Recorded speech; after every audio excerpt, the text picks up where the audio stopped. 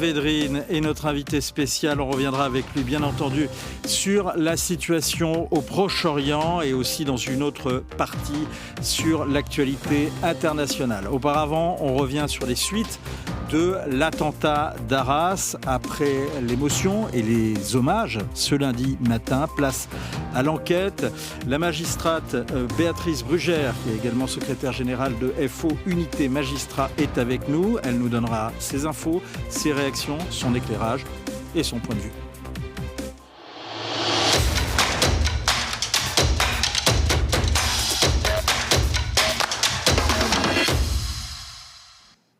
Bonjour Béatrice Brugère. Bonjour. Vous êtes secrétaire générale de FO Unité Magistrat et également vous avez contribué à un livre qui s'appelle Comment vaincre l'islamisme, qui est aux éditions du Cerf, qui est un livre collectif et dans lequel vous avez signé un chapitre consacré à la politique pénale contre l'islamisme. C'est intéressant parce que justement, c'est là où on voit qu'il y a eu peut-être des failles. D'abord, qu'est-ce qui vous frappe depuis que cet attentat est survenu et depuis le début de l'enquête ? Alors, en fait, on a toujours, et c'est un peu malheureux de le dire comme ça, une impression de déjà-vu. Et c'était quelque chose qui, j'allais dire, ne nous surprend pas. C'est-à-dire qu'on sait aujourd'hui que sur le territoire français, on a des conditions particulières qui sont favorables, malheureusement, au terrorisme, puisque vous le savez, la France est une cible privilégiée depuis plusieurs années par les réseaux islamistes et par les groupes islamistes, hein, puisqu'ils ont fait de la France une cible privilégiée. Et deuxièmement, on est dans un écosystème géopolitique qui fait que la France est une caisse de résonance toute particulière de par sa population et de par sa sociologie.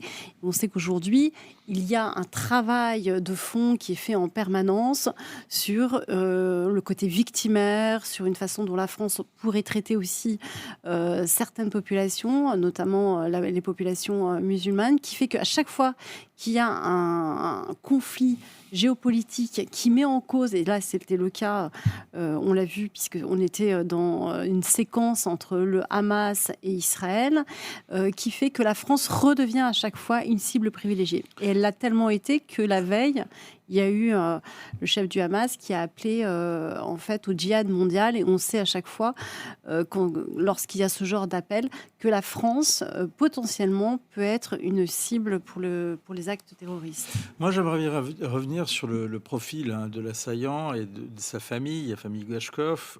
On apprend que cette famille a quitté la Russie et a demandé l'asile en France parce qu'elle était persécutée pour le salafisme.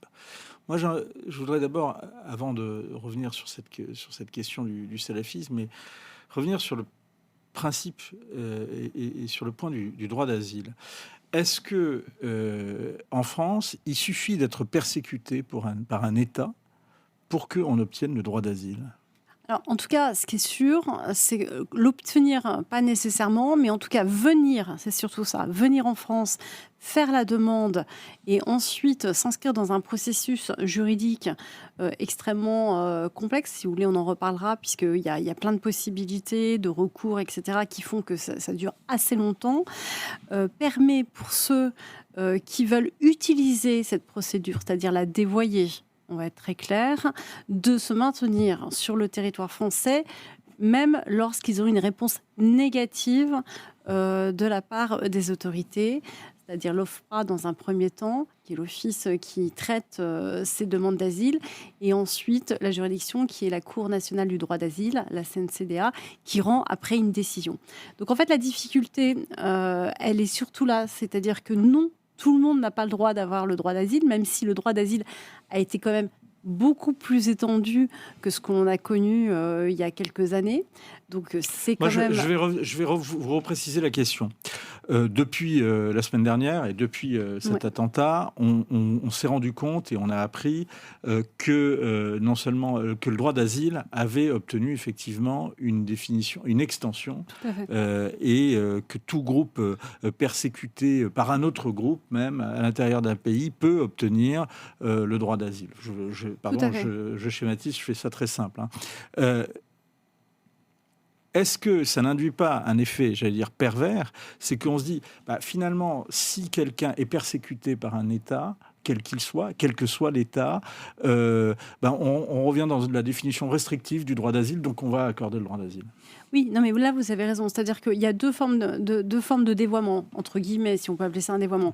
C'est-à-dire que le périmètre pour accepter le droit d'asile a été largement étendu dans un contexte géopolitique où il y a de plus en plus de conflits et de persécutions, ce qui fait que d'une certaine façon, ça fait un appel d'air. Donc on est très loin de ce que l'on a connu au début. C'est plus Solzhenitsyn qui est justement un lanceur d'alerte, qui sont persécutés. Là, on est quasiment sur des groupes ou des populations ou des parties de population qui pourraient en effet prétendre au droit d'asile. Donc ça, c'est vraiment une question déjà de périmètre. Et en plus, sur ce périmètre, il faut ajouter une complexité de nos procédures, une lenteur d'ailleurs qui est due en partie aussi au nombre de demandes qui augmente, parce qu'on en a de plus en plus, et surtout, après, une forme d'impuissance, puisque les chiffres sont là, malgré les discours politiques, c'est-à-dire une incapacité, une fois que la personne ne rentre pas dans le cadre du droit d'asile, à renvoyer réellement les personnes chez eux. Donc, de facto, demander le droit d'asile est quasiment une certitude, ou une quasi-certitude de pouvoir demeurer sur le territoire français, d'autant plus que depuis 2012, le fait de séjourner de manière irrégulière, c'est-à-dire sans titre de séjour, n'est plus une infraction, comme vous le savez. Donc, comme on va y revenir justement. Voilà. Avant ça, c'est la question d'ailleurs du jour, c'était la question ce week-end sur le site du Figaro, et Nicole nous dit, réclame l'abrogation, je la cite, de cette loi inique qui veut que si un criminel est sur le sol avant ses 13 ans, il ne peut pas être envoyé. Est-ce que la France doit pouvoir expulser, la France doit est-ce qu'elle doit pouvoir avoir cette possibilité d'expulser des clandestins majeurs qui sont arrivés avant l'âge de 13 ans? Alors, ce n'est pas tout à fait une impossibilité absolue. En réalité, si la personne est condamnée sur un crime ou si c'est-à-dire qu'elle a une interdiction définitive du territoire, elle peut être envoyée. Ça demande une condamnation, donc un passage à l'acte. Ou alors, si vraiment il y a une mise en cause de la sécurité de l'État de façon impérieuse, c'est-à-dire vraiment quelque chose sur la sécurité de l'État, alors à ce moment-là, il y a une possibilité de déroger. Mais c'est extrêmement difficile.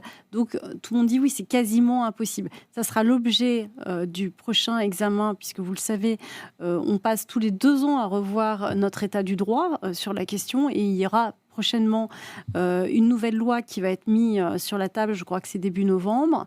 Ça va être l'un des sujets sur lequel on va voir si les lignes vont bouger pour pouvoir justement élargir les possibilités de renvoi des personnes lorsqu'elles sont arrivées justement si jeunes sur notre territoire. Alors nul n'est censé ignorer la loi, mais puisque justement j'ai nous avons la chance d'avoir une éminente juriste sur ce plateau, cette loi dont vous parlez au mois de novembre, si je vous ai bien compris, c'est un projet de loi, mais qui est un projet de loi qui revient tous les 2 ans, c'est ça ?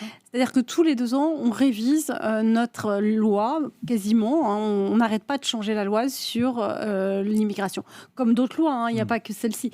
Mais ça montre bien qu'en fait, et ça c'est vous ne faites pas allusion au projet de loi immigration porté par Gérald Darmanin. Si, tout à fait, c'est celle-là. Excusez-moi, je n'ai pas été claire. Mais ce que je veux dire par là, c'est que tous les 2 ans, quasiment, on la revoit, que ce soit sur le droit d'asile ou sur des aspects de la immigration, puisque, par exemple, on a cessé d'étendre la possibilité de garder le plus longtemps possible dans des centres de rétention administrative des personnes qui faisaient de demandes de droit d'asile, parce qu'aujourd'hui, on est quasiment à plus de 90 jours, ou 90 jours si je ne me trompe pas, alors qu'on n'était pas là-dessus, parce qu'on a un problème de place et de traitement du flux. En fait, ce qu'il faut voir, c'est qu'il y a l'état du droit et puis il y a l'écosystème, c'est-à-dire le contexte. Or, le contexte est très particulier puisqu'en fait, les demandes ne font qu'augmenter. Les chiffres sont assez impressionnants. Donc ça correspond... On a une idée d'ailleurs des chiffres je suis désolée, je ne les ai plus en tête, mais on est plus sur plusieurs centaines de milliers de demandes. Ce qui fait qu'en fait, les délais de traitement sont de plus en plus longs. Et pour le délai de traitement, sur certaines phases du traitement, certaines personnes sont conservées, enfin en tout cas retenues plus exactement, dans ce qu'on appelle des CRA, des centres de rétention administrative. Or, comme on n'a pas assez de place maintenant, vous savez, c'est comme un peu les prisons, comme on n'a pas assez de place, ces personnes sont remises dehors et disparaissent un petit peu dans la nature. Donc on a un système extrêmement complexe, mais ce qu'il faut voir, en fait, c'est la globalité. C'est-à-dire qu'aujourd'hui, on sait, et il y aura sans doute une modification législative, on verra dans quel sens elle ira, il y a une difficulté à faire repartir les personnes qui sont sur notre territoire. On peut en parler longuement, mais c'est compliqué. C'est pas impossible. C'est pas impossible. C'est pas impossible. Non, c'est pas impossible, contrairement à ce que les gens croient. C'est pas fait, c'est différent, mais c'est pas impossible. C'est pas impossible quand par exemple un État ne délivre pas de laissez-passer consulaire, c'est-à-dire ne donne pas d'autorisation, de document qui permet de récupérer entre guillemets pour ces États ces personnes qui sont expulsées. Comment on fait ? Alors ça, c'est du pur politique. Ça veut dire qu'aujourd'hui, on est dans les relations diplomatiques. Ça revient à l'État, au gouvernement, d'avoir des bonnes relations d'abord avec ses voisins. Ça, c'est une première chose. Ça s'appelle la diplomatie. Et simplement de négocier des accords, des bilatéraux. Mais sans négociation, on ne peut pas obliger ces États. On a des moyens de négocier parce qu'en fait, ces pays qui ne veulent pas reprendre le ressortissant ont souvent un intérêt avec la France. Soit un intérêt parce qu'on fait de l'aide, je pense aux pays africains. Donc, on peut aussi voir la manière dont on redistribue notre aide, notre coopération, soit parce que, par exemple, pour les pays du Maghreb, qui sont nos voisins les plus courants dans ce genre de contentieux, eh bien, eux aussi, ils ont intérêt à obtenir des visas. Donc, on l'a vu, il y a déjà eu ce rapport de force qui a été établi. Donc, ça, c'est du pur politique. Notamment à l'Algérie. Tout à fait. On apprend que l'un des contacts de Ahmed Mogouchkov est en prison, où il pratique des prières collectives avec les co-détenus, où il appelle à la prière depuis les fenêtres. Il est en prison depuis 10 ans. Comment c'est possible ? Comment est-ce possible quoi ? Qu'il soit en prison ou qu'on puisse avoir des relations avec quelqu'un qui est en prison, pour des faits qui sont aussi graves et qui présentent un tel caractère de dangerosité. Alors, vous mettez le doigt sur un point essentiel, me semble-t-il, concernant ces profils de détenus. C'est-à-dire qu'en fait, on a une petite minorité, mais qui est quand même une minorité qui commence à grossir de plus en plus, de personnes qui sont condamnées pour des actes de terrorisme ou qui sont identifiées comme particulièrement radicalisées et qui sont en détention. Or, ces personnes-là ne sont pas nécessairement dans des prisons ultra sécurisées. Vous savez, ça a été un débat. Est-ce qu'il faut les regrouper, pas les regrouper, construire des prisons, etc. Or, aujourd'hui, la prison est un monde ouvert, trop ouvert. Donc, tout le monde communique. C'est très simple aujourd'hui de se procurer, malheureusement, des téléphones portables.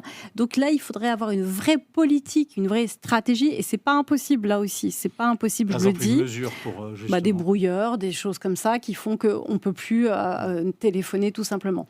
Donc, on n'a pas eu cette politique pénale, qui soit à la hauteur des enjeux sur ces profils-là, ce qui fait qu'aujourd'hui, les prisons, contrairement à ce que Michel Foucault disait il y a quelques années, ne sont pas des endroits de relégation, des endroits fermés où on met les gens très loin de la société. Ça rassurait peut-être certaines personnes que ces endroits soient fermés.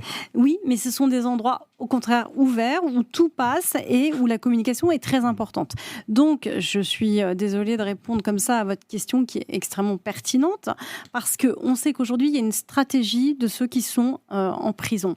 C'est-à-dire que c'est Hugo Micheron, d'ailleurs, un des grands spécialistes, qui l'a très bien écrit dans un de ses derniers livres. C'est-à-dire que quand on est terroriste, on a le temps. Et la prison est un temps de formation et de prosélytisme.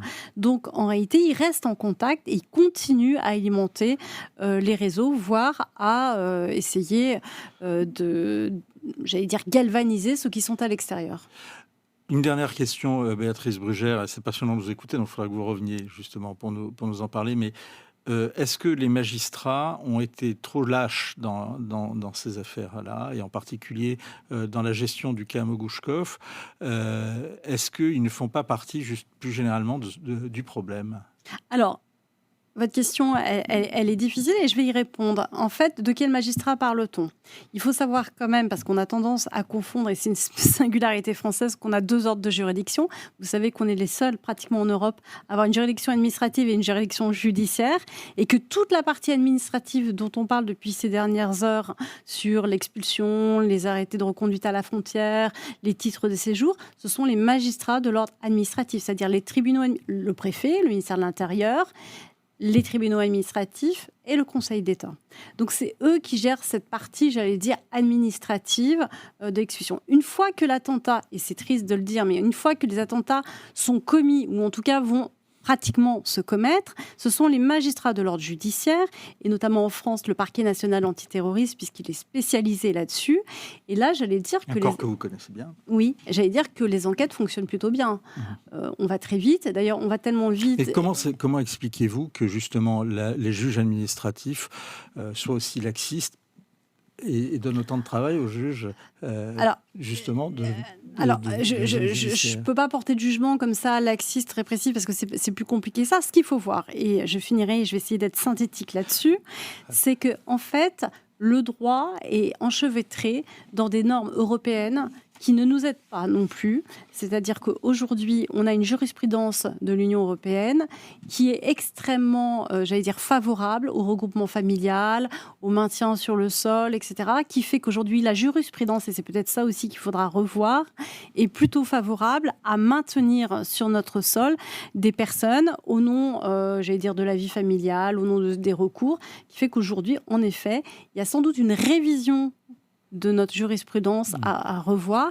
Mais encore une fois, ce sont plutôt les magistrats du Conseil d'État, du tribunal administratif, qui sont sur cette phase contentieuse. Ça ne veut pas dire que nous n'avons pas de responsabilité. Loin s'en faut. Nous avons aussi des juges des libertés et de la détention qui interviennent dans ces phases-là. Ce que je veux dire par là, c'est que nous aussi, on doit se remettre en question sur les peines. C'est-à-dire que les personnes qui sont dangereuses aujourd'hui doivent pouvoir également avoir des peines, y compris d'interdiction judiciaire du territoire, et nous devons faire en sorte que ces peines soient exécutées, ce qui est un autre sujet, comme vous le savez. Vous y reviendrez, et vous reviendrez sans doute pour nous en parler, et nous parler également du rôle des associations qui est évoqué par Charles notamment. On refera un interview et on reviendra sur cette question. Merci beaucoup déjà d'avoir déblayé le terrain et pour nos internautes et de nous avoir donné votre premier point de vue, votre première réaction, Béatrice Brugère, ici sur le plateau de Point de vue. Je signale votre livre, donc le livre auquel vous avez contribué plus exactement, c'est Comment vaincre l'islamisme, et c'est aux éditions du CERF. Vous restez avec nous, merci beaucoup. On va revenir maintenant sur l'autre dossier qui démine l'actualité, la guerre entre Israël et le Hamas, et cette tournée surprise de la ministre Catherine Colonna. Un de ses prédécesseurs, Hubert Védrine, qui a été ministre des Affaires étrangères de 1998 à 2002, est avec nous. Il répond à vos questions et on le fera réagir notamment sur l'appel de la chef de la diplomatie française à stopper le blocus actuel sur Gaza. Les aides sont prêtes à être acheminées. Un travail rigoureux a été fait avec les Nations Unies. Nous l'avons évoqué. Cette aide, bien sûr, doit être contrôlée pour s'assurer qu'elle bénéficie à la population et ne soit pas détournée, mais il faut laisser passer l'aide. La France accueille favorablement l'initiative égyptienne de réunir une conférence internationale à cette fin, c'est-à-dire non seulement pour traiter les questions humanitaires, mais pour éviter l'escalade et pour montrer aussi qu'il existe un horizon politique qui prenne en compte le droit d'Israël à la sécurité et le droit des Palestiniens à disposer d'un État. Bonjour Hubert Védrine. Bonjour. Est-ce qu'il faut stopper le blocus sur Gaza ? De toute façon, on n'a pas les moyens de faire quoi que ce soit. Est-ce qu'Israël doit stopper, de votre point de vue, le blocus sur Gaza ? Écoutez, moi je suis quelqu'un qui a été mêlé pendant des années au processus de paix qui avait précisément pour objet d'aboutir à ce que ces abominations n'aient pas lieu. L'État palestinien. Ça, on peut remonter à la déclaration de Venise sous Giscard, le discours de Mitterrand à la Knesset en 82, donc ça fait 40 ans. les accords d'Oslo, ça fait 30 ans. Donc il y a eu un processus de paix précisément pour que la question apparemment insoluble de peuple pour un même espace, etc., trouve une solution. Et d'ailleurs, il y a eu de grands responsables israéliens, tout à fait durs comme Rabin, qui était vraiment le grand homme dans la période, qui avait été arrivé à cette conclusion. Il avait été dîné chez Arafat, il a été assassiné par un fanatique juif. Et les fanatiques palestiniens mettaient des bombes dans des autobus scolaires en Israël quand le processus redémarrait. Donc moi, j'ai vécu ça. J'ai vécu ce processus pendant des années. Et j'ai vu comment il a été saboté systématiquement, négligé par les gouvernements arabes qui s'en fichaient complètement, abandonné par fatigue et lâcheté par les Européens.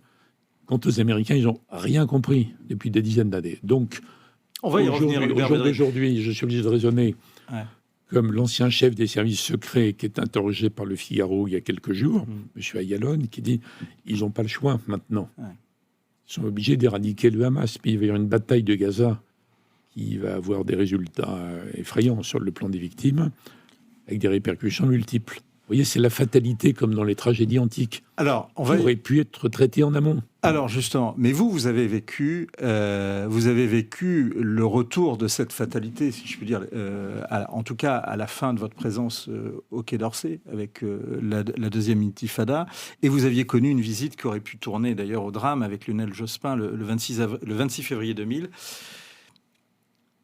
L'Élysée, les islamistes de Ramallah avaient reproché au Premier ministre d'alors d'avoir employé le mot terroriste pour le Hezbollah libanais. Mais les méthodes de ce groupe, comme celles du Hamas, aujourd'hui, donnent raison à Lionel Jospin, non ? Il avait tout à fait raison, d'ailleurs. Il avait dit ça courageusement. Donc, il avait été caillassé, enfin, moi avec, d'ailleurs, enfin, peu importe. Quand on avait été reçu à l'université de Bir Zaïd, si je me rappelle bien, et Yasser Arafat était venu à sa rencontre pour s'excuser. Parce que les gens qui avaient caillassé Jospin, c'était les ennemis d'Arafat. Donc Arafat représentait... C'est vrai que c'était des islamistes à l'époque qui étaient dans le groupe qui a entouré le véhicule de Lionel Jospin et qui n'était pas loin de qui votre ne véhicule. voulaient pas de processus de paix, comme les nationalistes ultras en Israël ou les colons fous ne veulent pas de processus de paix naturellement. Et donc comme il y avait eu ça, Yasser Arafat était venu accueillir Lionel Jospin lui-même pour dire « j'incarne moi Arafat, j'incarne la Palestine, les Palestiniens qui veulent un processus ». Donc il y a eu cette bagarre pendant très très longtemps. Enfin, il y a eu plein d'autres épisodes que j'ai vécus. Ça n'a pas marché depuis une vingtaine d'années, en tout cas depuis l'époque Netanyahou. Israël a joué exactement l'autre carte, c'est-à-dire détruire toute, disons, représentation palestinienne crédible. En plus, ils ont été mauvais, corrompus, tout ce qu'on veut, mais enfin c'est secondaire ça. Pour qu'il ne reste en face qu'un épouvantail, un monstre, qui est le Hamas. Donc c'est une espèce de politique complètement cinglée. Dénoncé par Haaretz, et il n'y a pas que Barnavi et 2 ou 3 anciens chefs des services. Ancien ambassadeur d'Israël en Haaretz, France. dénoncé sans arrêt, il nous amène au gouffre. Et après, vous avez le Hamas qui commet des abominations. Ce sont des crimes contre l'humanité, selon vous ? Comment ? Ce sont des crimes contre l'humanité. Et ça ne sert à rien, de toute façon, nos qualificatifs, ils s'en fichent. Hein. Mais objectivement ? J'en sais rien, je ne suis pas juriste, c'est les juristes qui ont inventé différentes catégories. De toute façon, moi, ce qui m'a intéressé depuis toujours, encore maintenant, c'est pas de prendre position, avec des guerres de position, des guerres de tranchées où on s'insulte d'une tranchée à l'autre, c'est des solutions. Alors maintenant, ils sont obligés, c'est terrible à dire, mais ils n'ont pas le choix. Oui.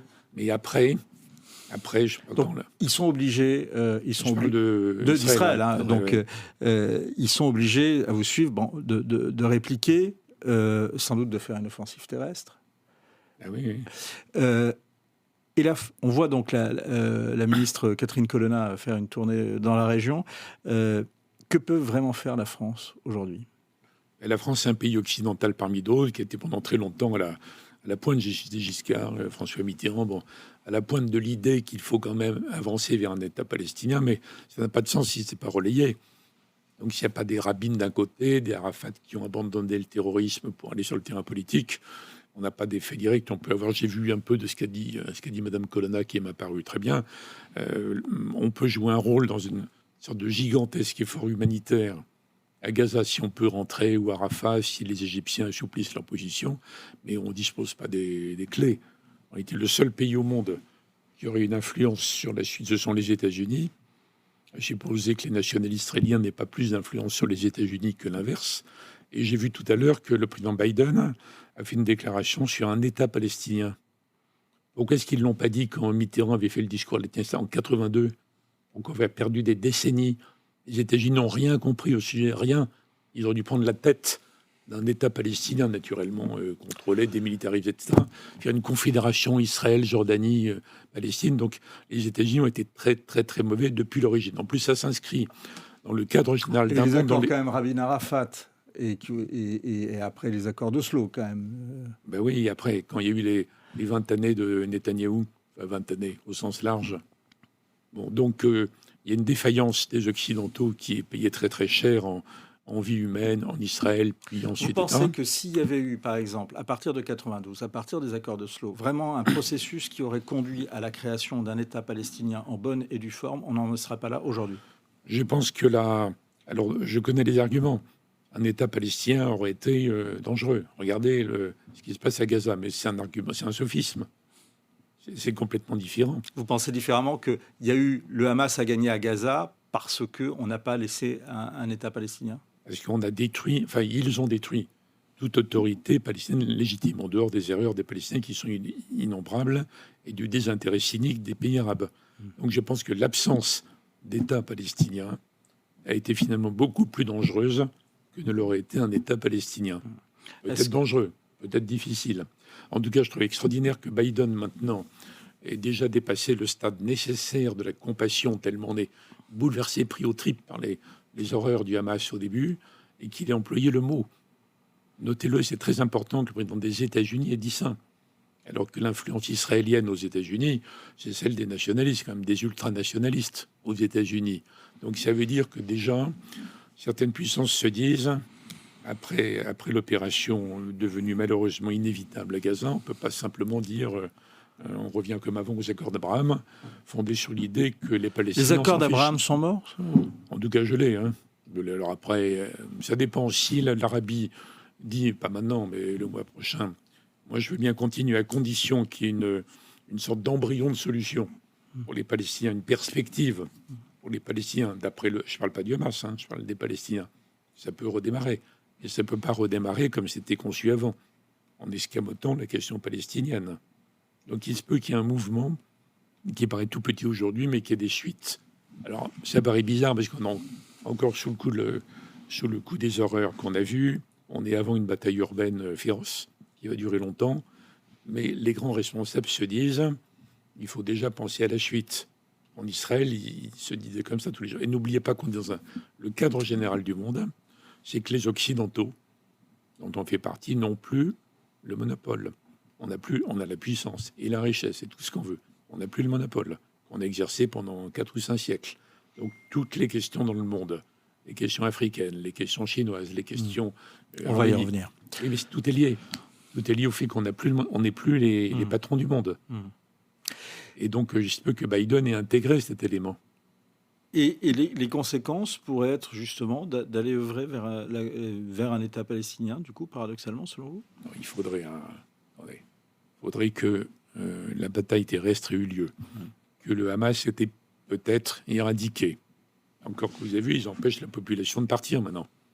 On va avoir quand même des centaines de milliers d'otages. Que le traumatisme géant que ça va produire dans l'ensemble des populations, pas chez les gouvernements, populations arabes. Et malheureusement, il faut s'en préoccuper dans beaucoup de banlieues en Europe. Il faudrait que tout ça soit dépassé ou accompli et que des Israéliens courageux disent bon, on ne peut pas non plus revenir à la situation d'avant et qu'ils soient relayés à ce moment-là par des gouvernements arabes et par les États-Unis. On ne peut pas l'exclure. C'est pas utopique. Je ne suis pas du genre utopique. Hein. Je suis du genre réaliste, expérimenté. C'est plutôt votre réputation. Mais c'est mon expérience. Donc je l'exclus pas ce scénario. Je reviens à ce que vous venez de dire. Effectivement, ça peut créer un traumatisme au sein des populations des pays voisins, des pays arabes. Et vous dites également des banlieues en Europe. Bien sûr. Est-ce que vous voyez bien les images qui vont circuler dans les jours qui viennent? Vous craignez que... on parle beaucoup d'importation du conflit, mais est-ce que c'est un concept ou c'est une réalité? Non, c'est très ancien. Simplement, ça a toujours été Parce qu'au limité. début, c'était quand même pardonnez-moi, mais c'était les terroristes palestiniens qui posaient des bombes, notamment en France, pour sensibiliser à la cause, notamment, pas seulement. Non, mais il y a eu plein on ne va pas revenir sur tous les épisodes, mais il y a eu sur 30 ou 40 années des moments déjà de tension difficiles. On voyait bien qu'il y a des populations qui étaient prêtes à prendre parti, quoi, pour en plus, ce qui est effrayant, qu'ils ont énormément de bonnes raisons de chaque côté. Donc, Qu'est-ce que vous appelez des bonnes raisons? Eh ben, il y a des raisons historiques, il y a des traumatismes anciens, des histoires des parents, des grands-parents, de ceci, cela, des souffrances, des océans de souffrances de part et d'autre. C'est pour ça, d'ailleurs, c'est une des raisons pour lesquelles les présidents français, en tout cas jusqu'à Chirac, on va dire, étaient sur la ligne dont j'ai parlé, de Giscard à Venise, de Mitterrand à la Knesset, dans la France doit être un peu en pointe, même si c'est pas elle qui a les clés.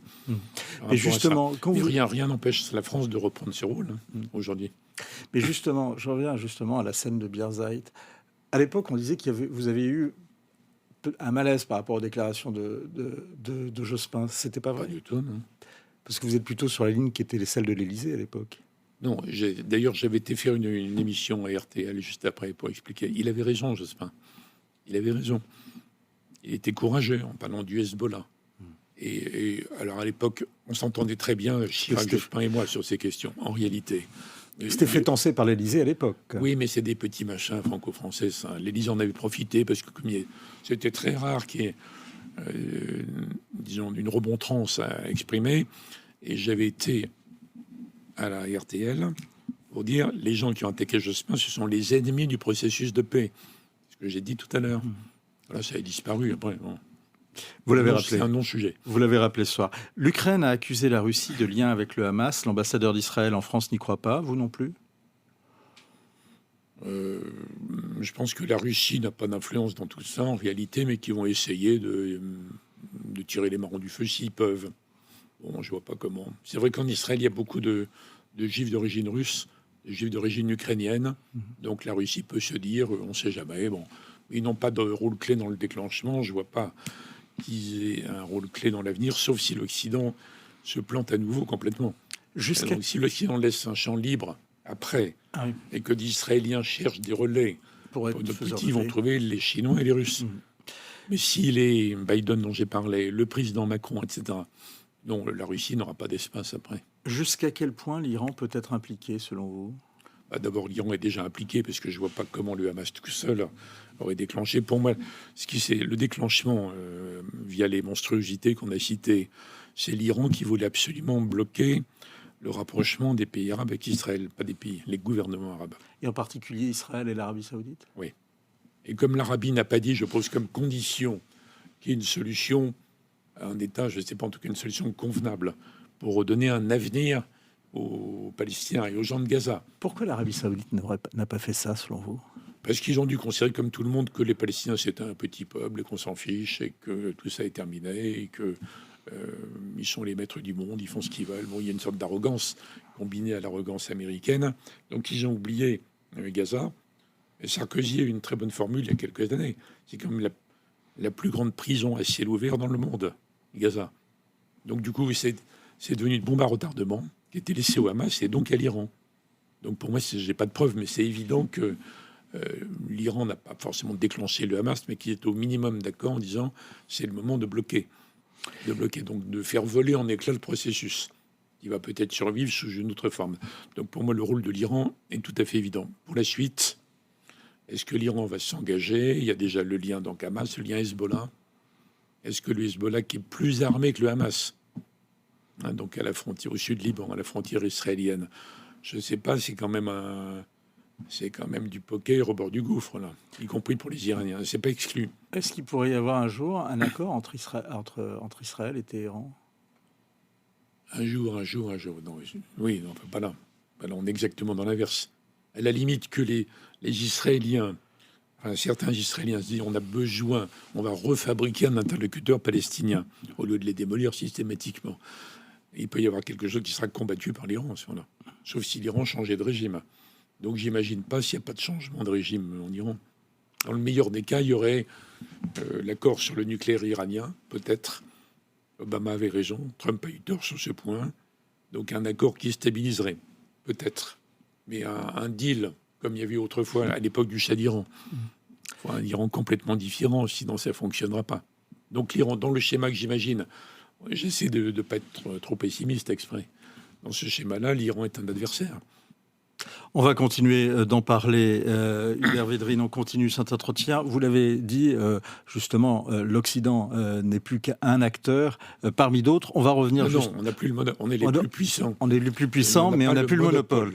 On va revenir précisément, justement, sur les autres acteurs et sur les points chauds de l'actualité internationale. Et j'aimerais notamment vous faire réagir, puisque sur les conséquences et sur les autres régions et les autres points chauds de l'actualité internationale, vous faire réagir sur cette déclaration du représentant de Taïwan la semaine dernière sur notre plateau, et il revenait notamment sur les conséquences que ce conflit au Proche-Orient peut avoir sur la question de Taïwan. Nous savons très bien depuis certain temps, les Chinois présentent beaucoup d'agressivité. Par exemple, l'année dernière, les Chinois ont fait 2000 incursions dans la zone d'identification de la défense aérienne de Taïwan.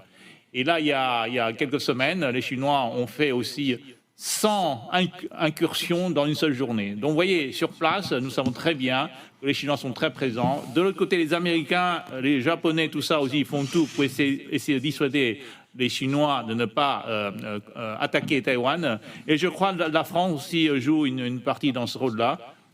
Donc là, on voit aussi le monde occidental, Taïwan qui est en tête d'essayer de maintenir la stabilité de la région.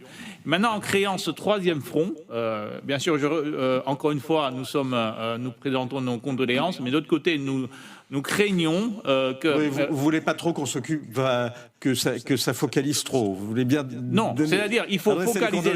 mais quand même qu'on s'occupe encore de Taïwan. Nous craignons beaucoup et que Taïwan, bien sûr, doit être très vigilant d'une conséquence de cette attaque de Hamas contre Israël et aussi d'Israël, bien sûr, la réplique, parce qu'Israël va certainement devoir demander aussi beaucoup d'assistance de la part des États-Unis et des pays d'Europe. Est-ce que les craintes du représentant de Taïwan sont fondées, selon vous ? En tout cas, on ne peut pas démontrer l'inverse. Il est dans son rôle. Mais il faut distinguer le fait, comme je l'ai dit, on n'a plus le monopole, le contrôle global. En plus, les Occidentaux ne sont pas tout à fait d'accord entre eux.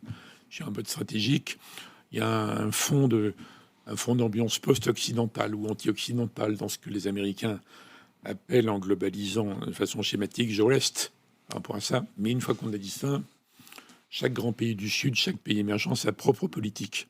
Donc pour que la Chine, qui observe tout, normal, comme nous, prenne le risque monumental d'une attaque sur Taïwan au sens classique, il faudrait qu'elle soit absolument sûre de gagner. Absolument sûre que les États-Unis ne la bloqueront pas. N'oubliez pas que Biden, à l'origine, il ne voulait pas s'occuper de la Russie ou de l'Ukraine ni du Proche-Orient, c'est la Chine. La Chine veut devenir numéro 1, les États-Unis ne veulent pas qu'il devienne numéro 1. C'est aussi simple que ça. Bon. Donc pour qu'ils prennent ce risque, il faudrait qu'ils soient sûrs, et je ne vois pas comment, que l'Amérique ne bloquera pas.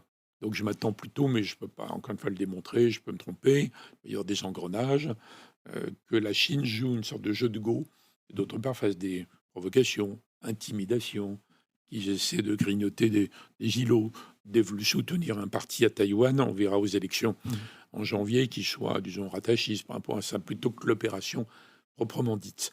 Mais le représentant de Taïwan, c'est normal qu'il dise ça, parce que sur tous les plans, là où les Occidentaux croyaient avoir gagné la guerre, gagné l'histoire, vous vous rappelez la bataille de l'histoire, l'histoire est finie, on avait gagné. Donc ils pensaient aller pérorer, depuis une sorte d'Olympe, sanctionner, sermonner, s'ingérer, bombarder, tout ça. Francis Fukuyama n'a pas complètement voulu dire ça. En tous les cas, il a un peu... Non, après, il a dit qu'il n'avait pas voulu dire ça, qu'il aurait raison dans 1000 ans, bon, tout ça. Mais Huntington avait malheureusement plus raison. Voilà. On s'est mis en garde. En tout cas, il y aura sans arrêt des choses comme ça. Mais il ne faut pas faire l'erreur de notre côté de globaliser trop le Sud. Alors justement, il y a plein de contradictions entre eux. On va y revenir. Voilà, vous aimez les concepts géopolitiques. On vous doit celui d'hyperpuissance pour les États-Unis. C'est pas un concept génial, c'est juste une. En tout cas, il a fait Flores. Que pensez-vous de celui de Sud global ? C'est un terme impropre, mais j'ai une autre formule. J'en profite puisque vous me tendez la perche. Je pense que nous baignons dans l'irréal politique, nous les Occidentaux, et qu'elle est moins dangereuse si on la menait que la vieille réelle politique tellement combattue, kissingerienne. Bon, ça c'est une parenthèse. Alors sur le Sud global, ce qui est vrai, c'est que globalement, Il y a les 40 pays qui n'ont pas voulu choisir aux Nations Unies entre l'Occident et la Russie. Ce qui a indigné l'Occident, qui donne des leçons de droit international. Ce qui amène les autres à dire vous faites 2 poids 2 mesures, etc., etc. Mais les 40 pays qui représentent donc les 2 tiers de l'humanité, ils n'aiment pas la guerre. Ils n'aiment pas la Russie, certainement pas Poutine, mais ils veulent pas être dans notre camp. On va retrouver ça sans arrêt, sur tous les sujets. Regardez la réaction aux horreurs récentes à Gaza et en Israël, ne sont pas du tout les mêmes en dehors de l'Occident. Hein. C'est pas du tout pareil. Est-ce qu'ils sont globaux? Non. Donc il y a l'Inde dedans. L'Inde ne veut pas être dans un monde dominé par la Chine. Les pays africains, ils jouent leur propre jeu. La Turquie joue son propre jeu. Le Brésil aussi. Donc il y a plein de pays qui vont dire je regarde mes intérêts. Est-ce que ça a été, par exemple, Donc c'est pas si global que ça. Je parle notamment au niveau des BRICS. Est-ce que ça n'a pas été une alliance de circonstances à un moment pour retrouver de la puissance économique pour défier l'Occident, mais rien de plus? C'est déjà beaucoup, si ça marche. Ça se développe. Au début, c'est une idée américaine. Hein. C'est M. O'Neill, économiste de banque, qui, dans les BRICS, avant les BRICS, il y a des classes moyennes qui ont de plus en plus de pouvoir d'achat. C'est une aubaine pour nous. Génial. Pour la mondialisation, qui est une sorte d'américano-dérégulation, américano-globalisation. Certains ont dit d'ailleurs on enrichissait les bourgeoisies de ces pays en appauvrissant les nôtres. Oui, les classes moyennes de ces pays, voilà. Oui, c'est pas faux. C'est pas faux. Mais en tout cas, il y avait un raisonnement économique, opportuniste. Et au bout d'un moment, dans les BRICS, notamment la Chine, se dit, mais après tout, c'est un instrument qu'on devrait utiliser politiquement. Donc il y a une politisation des BRICS. Dans les dernières années, on l'a vu, puisque la Chine a réussi à faire entrer dans les BRICS 3 pays, dont l'Iran, d'ailleurs, qui va entrer. L'Iran, ça nous ramène à la question d'avant. Bon, donc, mais nous, est-ce qu'on a intérêt à les traiter comme étant globaux? Non. On a intérêt à ne pas les négliger, à dépasser l'espèce d'arrogance ridicule des Occidentaux qui n'ont pas vu venir tous ces phénomènes et qui sont sidérés sans arrêt par rapport à plein de phénomènes, et être intelligent avec la Chine, avec l'Inde, avec l'Indonésie, avec le Nigeria, l'Afrique du Sud, le Brésil, etc. Donc nous, on n'a pas intérêt à globaliser. Mais c'est vrai qu'il y a un discours post-occidental, et si ce n'est anti-occidental, qui est apparemment global. Hubert Védrine, mais ne jouons pas, c'est pas à nous de jouer cette carte. Je vous entends dire, justement, sur parler avec tout le monde, il y avait une doctrine... Pas n'importe quand et n'importe comment. Hein. Alors, vous avez... rien s'interdire, parce que c'est notre intérêt qui commande. Il y avait une doctrine qu'on a appelée le gaulo-mitterrandisme, qui consistait, notamment pour la France, à parler notamment à tout le monde. Et puis, ne rien s'interdire. Et à ne rien parler tout le monde sans arrêt, comme des agités, non. Non, mais à ne rien s'interdire. Et puis, on a évolué, on dirait peut-être une doctrine Kouchnero-Juppéo-fabusienne. Non, mélangez pas Kouchner et Juppé. Et qui, en tous les cas, ça a été quand même Juppé 2, en tous les cas, deuxième passage au Quai d'Orsay, ça a été quand même une diplomatie beaucoup plus morale, beaucoup plus où on ne parlait plus, notamment on n'a plus parlé à la Syrie, etc. Est-ce qu'il ne faut pas revenir à la doctrine gaulo-mitterrandienne et à la réelle politique? Et j'ai une question subsidiaire par rapport à ça, c'est est-ce que la France n'a pas un problème, je dirais, stratégique? Aujourd'hui, les militaires font encore de la stratégie, mais on n'a pas l'impression qu'il y a une... La France ne réfléchit plus sa place dans le monde, sauf à se dire qu'on est une puissance secondaire. Bon, il y a trop de questions dans la même, en fait. Moi, je suis évidemment d'accord avec l'idée gaulo-mitterrandienne. Je suis l'inventeur du terme que j'ai mis en avant, pas du tout globalement, mais au début de la présidence Mitterrand, j'ai expliqué comment le président Mitterrand avait repris à son compte, qui avait surpris beaucoup de gens, les orientations stratégiques sur la défense. Donc, il y avait une sorte de continuité paradoxale qui était, disons, critiquée, réfutée par les gaullistes et qui ont des mal à l'aise les socialistes. Un petit peu plus pro-américaine sous Mitterrand que l'était sous De Gaulle. Non, mais il y a une vraie continuité. L'idée qu'on est un pays allié, fondamentalement allié, ami allié, mais pas aligné. Vous connaissez la formule? Bon, c'est une autre formule de moi, je suis désolé. C'est l'occasion qui se présente, il n'y a pas qu'hyperpuissance. Bon, mais le problème, c'est que les Américains... Vous avez promis un festival de concepts à nos internautes, vous voyez, on ne leur a pas menti. C'est des mots, des formules, on va dire. En tout cas, les Américains considèrent qu'un pays allié doit être aligné. Et la France a essayé, plus ou moins selon les moments, plus ou moins bien, de moins en moins depuis un certain temps maintenant, de dire on a notre propre politique. Même si on est des alliés, elle a cessé de mettre en avant ce terme. Donc je pense en effet qu'il faudrait y revenir. Je pense même que l'Europe devrait avoir ça comme objectif. Vous croyez encore au concept d'Europe puissance? Ben, ça n'a jamais marché, ils n'en veulent pas. Mhm. Aucun n'en C'est pour ça que veut. je vous pose la question. Oui, mais les Européens, même les plus hostiles, un jour ou l'autre, alors que Poutine, dans ses attaques, a réotanisé tout le système européen, même les plus hostiles au concept à la française, que le président Macron a remis au premier plan avec beaucoup de compatibilité et d'énergie, même les plus opposés vont se dire un jour, est-ce que c'est vraiment raisonnable et prudent de dépendre totalement des États-Unis? Vous croyez qu'ils vont pas se Mais poser la question un jour?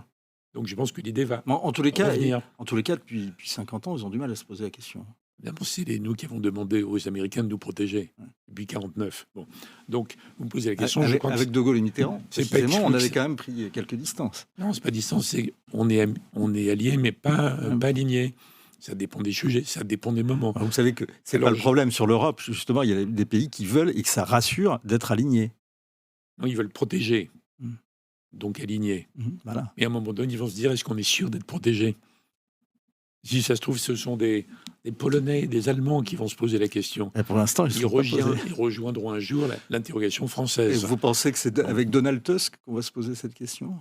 Les Polonais en général, oui. Non, mais pour n'importe quel dirigeant en Europe, est-ce que c'est raisonnable de dépendre totalement des États-Unis? On voit que le système débloque. Et quelle est la politique américaine dans quelques années, y compris sur Taïwan? Vous le savez, vous? Vous ne savez pas. Personne ne sait. Est-ce que c'est prudent? Donc, est-ce qu'il ne faut pas développer en complément le fameux pôle européen dans l'Alliance, dont personne ne voulait? Donc, paradoxalement, alors qu'on a l'impression d'être dans l'inverse exact, je ne serais pas étonné que ça revienne. Oui, j'entends Donc, pour la Hubert France et Védrine, pour l'Europe, mais on a eu quand même déjà une répétition générale avec le mandat de Trump, où on voyait que Trump abandonnait Oui. l'Europe, sans pour autant que ça conduise les pays européens à remettre en question fondamentalement cette alliance, tout à fait alignement raison. sur les États-Unis. Ils ont dit on va attendre la fin du cauchemar. Ouais. Mais Ils ont l'histoire tendance à être parfois même plus américains que les Américains. l'histoire ne s'arrête pas là. Ça va revenir à un moment ou un autre. Parce que le système américain débloque encore plus que dans la période dont vous parlez. Donc je pense que pour la France, oui, elle devrait assumer un peu plus crânement. Alors, ce que fait le président Macron n'est pas le contraire de ça, mais je pense qu'il a un espace pour lui, parce que sinon, ce sont les Chinois et les Russes qui vont réintervenir dans plein de conflits. Et pour l'Europe, c'est une vision d'avenir. Je crois. La question, c'est de savoir si on a les mêmes ennemis au sein de l'Europe. Nous, Français, notre ennemi principal, c'est d'abord Moscou ou c'est d'abord le djihadisme? Mais on n'a pas choisi comme ça. L'idée de base d'une politique étrangère pour nous, et un jour pour l'Europe, c'est il faut que nous gardions la maîtrise de notre destin. Donc c'est valable sur tous les sujets. Ne pas trop dépendre de tout le reste sur tous les sujets. Ne pas être trop menacé par le terrorisme, voire par l'islamisme, voire par une immigration incontrôlée. Garder la maîtrise de notre destin, avoir des alliés, mais qui nous empêchent. Voilà, c'est ça l'idée. Mais ça, on peut le faire au sein, par exemple, d'une Europe qui, justement, nous empêche d'avoir des mesures qui nous permettent de faire... Il n'y a pas de réponse définitive à vos questions. Donc, ça va dépendre des moments. Il n'y a que des circonstances. Soyons un peu gaullistes tous les deux, pendant une minute. Il n'y a que des circonstances qui commandent. Mais l'idée générale, c'est rester maître de notre destin. C'est vrai pour la France, ça devrait devenir vrai pour l'Europe. À cette lumière, faut-il complètement se retirer de l'Afrique? En termes militaires, ce qu'on a fait en Afrique, c'est à la demande d'Africains. À la demande. Et en général, cautionné par le Conseil de sécurité. Donc François Hollande avait eu raison de répondre oui, c'était très bien sa décision au début au Mali. Après, on a été trop optimiste en pensant qu'on allait sécuriser le Sahel qui est grand comme l'Europe. Donc il fallait partir sans doute un peu plus vite après. Mais on y est venu à leur demande. On ne peut pas rester contre leur gré. Et ça ne s'arrête pas là. La présence française en Afrique, d'abord, vous pensez à un groupe de pays, 5 ou 6. Là. Il y a 53 pays en Afrique. Et la présence militaire. Voilà. Et il n'y a pas que ça. Il y a toutes sortes de formes d'autres présences. Dans la plupart des autres pays d'Afrique, la France est la bienvenue. Et à un moment donné, les pays en question vont se mordre les doigts de s'être mis entre les mains des Russes ou de je ne sais qui ou des Chinois. Donc, il faut être très, très cool là-dessus. On est venu à leur demande. On s'en va s'ils ne veulent pas qu'on reste. Nos militaires ont fait un travail magnifique contre le djihadisme à l'époque, c'est eux qui prennent le relais. Donc, il faut un peu pas relativiser le travail fait. Et je pense qu'il y a, dans les relations entre la France et l'Afrique, il y a un énorme avenir, à condition qu'on joue de toutes les autres cartes sur tous les plans. Et on ne reviendra en Afrique militairement que s'il y a des demandes express, précises, pour des durées limitées. Faut-il en faire plus pour l'Arménie et le Haut-Karabakh? Au Karabakh, l'affaire est réglée. Hein. L'affaire est réglée. On les laisse, on les abandonne? C'est qui on. Et l'Arménie, qu'est-ce qu'a fait l'Arménie? Donc c'est pas nous. Est-ce qu'on soutient est-ce qu'on apporte un petit peu plus de soutien à l'Arménie pour qu'elle puisse soutenir le Haut-Karabakh, par exemple? Il faut que l'Arménie se soutienne elle-même. C'est un pays fragile. Beaucoup d'Arméniens sont partis, avant même d'être menacés par les Azéris ou abandonnés par la Russie. Mais n'oubliez pas que l'Arménie a joué complètement la carte de la Russie. Quand ils étaient en position de force il y a une vingtaine d'années, au lieu de faire de la réelle politique avec l'Azerbaïdjan, ils ont dit non, on est protégé par la Russie. Erreur. Bon, par ailleurs, il y a la gestion interne du pays qui aboutit au départ de beaucoup d'Arméniens. Donc, il faut aider le pays Arménie autant qu'on le peut aujourd'hui. Ça, c'est logique. C'est logique, c'est humain, c'est justifié en termes de civilisation et c'est jouable, ça. Le Haut-Karabakh, je crois que, honnêtement, on n'y peut rien et que dire l'inverse, ce serait mentir. Il y a trop de mensonges, vous savez, pas dans la géopolitique, mais dans les discours sur la géopolitique. Alors, je vous laisse éteindre votre téléphone. J'aurais dû le couper tout à l'heure, excusez-moi. La dernière question, et c'est une question qui vient d'un internaute qui nous dit, et on revient au premier thème qu'on a abordé tout à l'heure, Hubert Védrine fait partie de ceux qui pensent depuis des années et qui fait croire depuis des années qu'un État palestinien est possible. Ce n'est pas vrai. Est-ce qu'aujourd'hui, Hubert Védrine, vous pensez qu'un État palestinien est possible, pas dans l'immédiat, mais à terme? Les extrémistes, dans tous les domaines, ont tout fait pour qu'il n'y en ait pas. On voit que l'absence d'État est encore pire que ne le serait un État qui présenterait des dangers, je suis d'accord. Mais pourquoi le président Biden a prononcé ce mot? Les Américains n'ont jamais dit ça avant. Donc si Biden lui-même emploie ce mot, il y a beaucoup d'Israéliens qui ont mis en avant ce mot. Pourquoi Yitzhak Rabin avait évolué? Il avait réprimé durement les Palestiniens pendant la première intifada et il avait conclu autrement, avec des formules extraordinaires. Il faut le rappeler sans arrêt. Hein. Je combattrai le terrorisme comme s'il n'y avait pas de processus de paix. Mais, je poursuivrai le processus de paix comme s'il n'y avait pas de terrorisme. Donc c'est vraiment un très grand homme. Mais malheureusement, les fanatiques juifs, là, c'est pas les attentats. Ils l'ont tué. Donc je crois que le mot, ça peut étonner la personne qui pose la question, mais j'ai noté ce qu'a dit donc Biden. Il se peut que ce mot oublié, considéré comme caduc, passé par pertes et profits de l'histoire. Il se peut que précisément ça redevienne un objectif. Je sais bien que c'est très, très, très difficile et on va passer par des montes affreux. Mais une toute dernière question, Hubert Védrine. On entendait tout à l'heure la magistrate Béatrice Brugère et qui parlait justement sur une autre question qui est liée justement à la situation sur notre pays, la situation de notre pays et le problème des expulsions des fameux OQTF. Est-ce qu'à votre avis, il est possible aujourd'hui de faire pression sur les États qui refusent de reprendre leurs ressortissants? Je crois qu'il faut un grand deal entre l'Europe et les pays de départ et de transit de l'immigration, dans lesquels ce volet, car il n'y a pas de rapport direct, soit également traité. Il faut arriver à une définition négociée de quotas par métier, puisqu'on a besoin de beaucoup d'immigration. Mais en même temps, il faut arrêter le détournement du droit d'asile et en même temps, il faut régler la question dont vous parlez. La traiter toute seule, indépendamment du reste, avec des déclarations publiques maladroites, ce qui a été tenté, c'est un échec. Mais dans un cadre plus général où on a intérêt tous à ce que ça soit mieux géré, y compris dans l'intérêt des pays de départ, des ressortissants, des gens qui vont venir. Oui, l'immigration dans certains pays de départ, c'est plutôt pratique. Ça évite d'avoir une opposition. Oui et non. Oui, ça permet d'avoir une. Oui, mais en privé, qui arrive. En privé, ils reconnaissent notamment les présidents africains que c'est tragique de voir les meilleurs éléments partir. On prêtait cette phrase à Alpha Condé, notamment. Oui, ils parlent, c'est les plus dynamiques, etc. Donc la question que vous posez, oui, je crois que c'est soluble, mais pas en faisant des déclarations matamoresques à la sortie des conseils des ministres, mais en le négociant, mais dans un ensemble.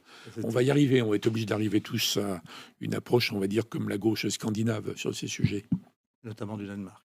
Merci beaucoup Hubert Védrine d'être venu sur le plateau et de Point de Vue et d'avoir justement nous avoir donné de nouveaux concepts. On retiendra celui notamment de l'irréal politique. J'ai rappelé 2-3 formules, mais ça n'a rien de génial. Donc, ce qui est important, c'est que les Occidentaux deviennent stratégiquement intelligents par rapport aux situations. Merci beaucoup. C'était justement l'une des questions. Et ça, c'est quelque chose que l'on essaiera de suivre et de guetter. Ce serait effectivement un tournant. Merci beaucoup. Point de Vue, c'est fini. Rendez-vous demain, même heure, même endroit, avec Alban Barthélémy.